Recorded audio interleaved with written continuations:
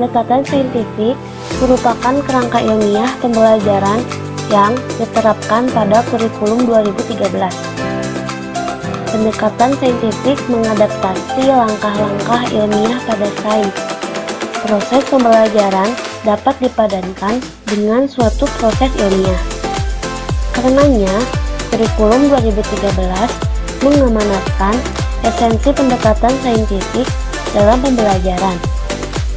Pendekatan saintifik diyakini sebagai titian emas perkembangan dan pengembangan sikap, keterampilan, dan pengetahuan peserta didik. Pendekatan saintifik adalah kegiatan mengumpulkan data menggunakan asas keilmuan yang terstruktur dengan cara mengamati, bertanya, mengumpulkan informasi, mengasosiasikan, dan mengkomunikasikan. Dalam aktivitas praktiknya, pendekatan saintifik berjalan sesuai dengan kaidah ilmiah dengan dua alat berpikir, dan para ahli cenderung lebih memilih penalaran induktif daripada penalaran deduktif.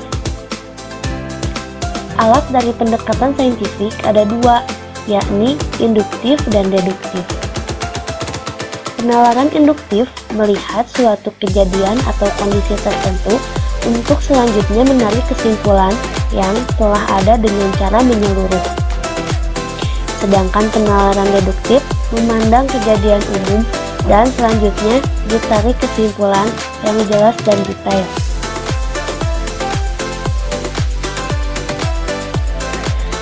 Langkah-langkah pembelajaran dengan pendekatan saintifik menurut Permendikbud nomor 81A tahun 2013, proses pembelajaran terdiri atas 5 pengalaman belajar pokok, yaitu 1. Mengamati, 2. Menanya, 3. Mengumpulkan informasi, 4. Mengasosiasikan, dan 5. Mengkomunikasikan. Yang pertama yaitu mengamati. Panca indera menjadi alat utama siswa untuk mengamati kejadian di sekitar yang sesuai dengan apa yang nantinya akan dipelajari. Mengamati merupakan metode yang mengutamakan kebermaknaan proses pembelajaran. Keunggulan metode mengamati adalah peserta didik senang dan tertantang dan mudah pelaksanaannya. Kegiatan pembelajaran yang dapat dilakukan dalam proses mengamati adalah siswa membaca, mendengar, atau menyimak materi yang disampaikan oleh guru. Guru juga dapat menampilkan media pembelajaran, seperti contohnya gambar ilustrasi, agar siswa dapat mengamati dengan cara melihat. Kompetensi yang dikembangkan dengan mengamati ini adalah melatih kesungguhan dan ketelitian siswa dalam mencari informasi. Yang kedua yaitu menanya. Menanya merupakan kegiatan pembelajaran yang dilakukan dengan cara mengajukan pertanyaan tentang informasi yang tidak dipahami dari apa yang diamati, atau pertanyaan untuk mendapatkan informasi tambahan tentang apa yang diamati, dimulai dari pertanyaan faktual sampai ke pertanyaan yang bersifat hipotetik. Dalam pembelajaran, guru dapat memberikan kesempatan kepada siswa untuk mengajukan pertanyaan mengenai materi pembelajaran yang belum siswa pahami, dan siswa akan bertanya. Kompetensi yang dikembangkan dari menanya ini adalah siswa dapat mengembangkan kreativitas, rasa ingin tahu, kemampuan merumuskan pertanyaan untuk membentuk pikiran kritis yang perlu untuk hidup cerdas dan belajar sepanjang hayat. Menanya, menurut Kemendikbud, mempunyai fungsi. Yang pertama, membangkitkan rasa ingin tahu, minat, dan perhatian peserta didik. Yang kedua, mendorong dan menginspirasi peserta didik untuk aktif belajar serta mengembangkan pertanyaan dan untuk dirinya sendiri. Yang ketiga, mendiagnosis kesulitan belajar peserta didik sekaligus menyampaikan ancaman untuk mencari solusinya. Yang keempat, menstrukturkan tugas-tugas dan memberikan kesempatan kepada peserta didik untuk menunjukkan sikap keterampilan dan pemahamannya atas substansi pembelajaran yang diberikan.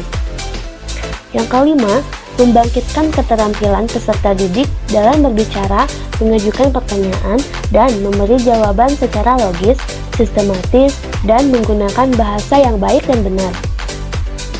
Yang keenam, mendorong partisipasi peserta didik dalam berdiskusi, berargumen, mengembangkan kemampuan berpikir, dan menarik kesimpulan.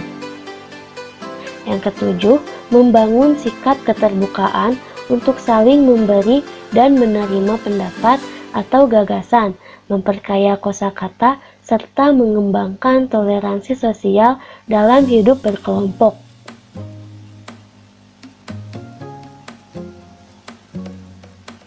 Yang kedelapan, membiasakan peserta didik berpikir spontan dan cepat serta sigap dalam merespon persoalan yang tiba-tiba muncul. Dan yang terakhir adalah melatih kesantunan dalam berbicara dan membangkitkan kemampuan berempati satu sama lain. Mengumpulkan informasi. Mengumpulkan informasi merupakan kegiatan pembelajaran yang berupa eksperimen atau mengumpulkan data. Artinya, siswa diajak untuk mengumpulkan pengetahuan sebanyak-banyaknya dari berbagai sumber pengetahuan. Dalam kegiatan pembelajaran, guru dapat meminta siswa untuk membaca sumber lain selain buku teks, mengamati objek atau kejadian, atau wawancara dengan narasumber. Namun, yang lebih mudah adalah siswa diminta untuk membaca sumber lain dari buku teks. Di sini, guru adalah sebagai fasilitator untuk referensi belajar bagi siswa dalam menghimpun informasi.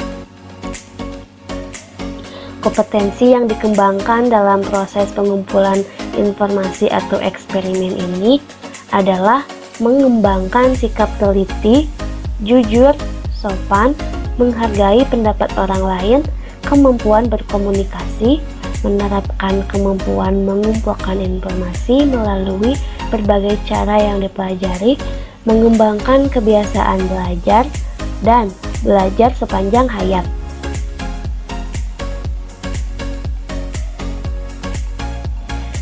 Mengasosiasikan atau mengolah informasi. Mengasosiasikan atau mengolah informasi merupakan kegiatan pembelajaran yang berupa pengolahan informasi yang sudah dikumpulkan, baik terbatas dari hasil kegiatan mengumpulkan atau eksperimen, maupun hasil dari kegiatan mengamati dan kegiatan mengumpulkan informasi. Pada sesi ini, guru membimbing dan membina agar siswa bisa mengkoneksikan data yang telah terhimpun untuk membuat kesimpulan. Kompetensi yang dikembangkan dalam proses mengasosiasi atau mengolah informasi adalah mengembangkan sikap jujur, teliti, disiplin, taat aturan, kerja keras, kemampuan menerapkan prosedur, dan kemampuan berpikir induktif serta deduktif dalam menyimpulkan.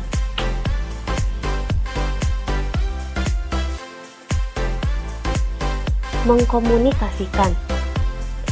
Mengkomunikasikan merupakan kegiatan pembelajaran yang berupa menyampaikan hasil pengamatan, kesimpulan berdasarkan hasil analisis secara lisan, tertulis, atau media lainnya. Dalam pembelajaran, mengkomunikasikan bisa dilakukan dengan cara menyampaikan kesimpulan atau menyampaikan hasil belajar yang telah didapatkan melalui media pembelajaran tertentu yang telah guru siapkan. Kompetensi yang dikembangkan dalam tahapan mengkomunikasikan adalah mengembangkan sikap jujur, teliti, toleransi, kemampuan berpikir sistematis, mengungkapkan pendapat dengan singkat dan jelas, dan mengembangkan kemampuan berbahasa yang baik dan juga benar.